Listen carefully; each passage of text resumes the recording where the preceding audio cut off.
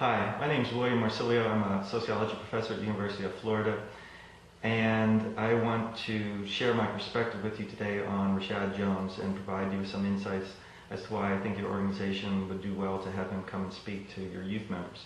Several years ago, I was doing research for a book I was writing on men and youth workers. I was interviewing guys in Miami, Ocala, and Gainesville, Florida, asking them a variety of questions about their experiences working with kids and how they got into that kind of work.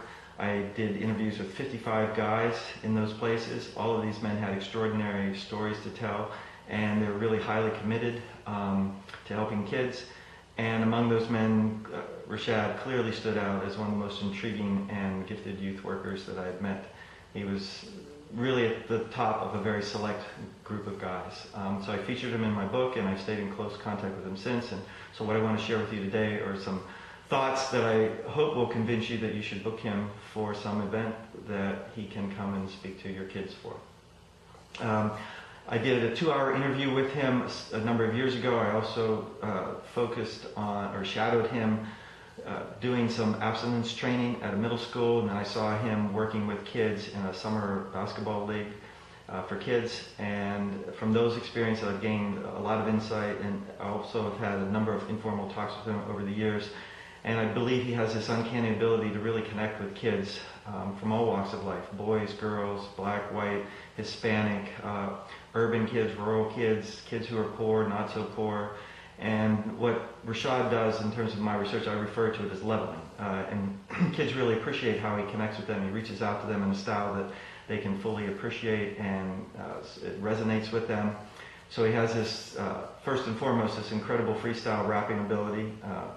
It draws kids to him. In today's world, rap is clearly something that transcends race and class and gender. It's a common denominator that connects people. When I saw him give his presentations, and these presentations were at a predominantly white rural school, I was amazed at how the kids really paid attention and responded to him.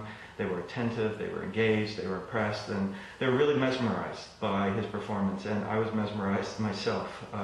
So if you haven't already done so, I would encourage you to check out his webpage for one of these ice-breaking raps that he does before he gets his presentation really rolling with the kids. Another critical dimension to Rashad's approach is he has this refreshing style of authenticity and kind of openness. He's willing to tell his unusual and really compelling inspirational story about being this 18-year-old kid who was homeless at one point, and he had no real direction in his life, and then he blossomed into a very focused public health professional, and he's been doing that for a number of years. He's very committed to working with youth and helping them find their way in life and helping them make smart decisions.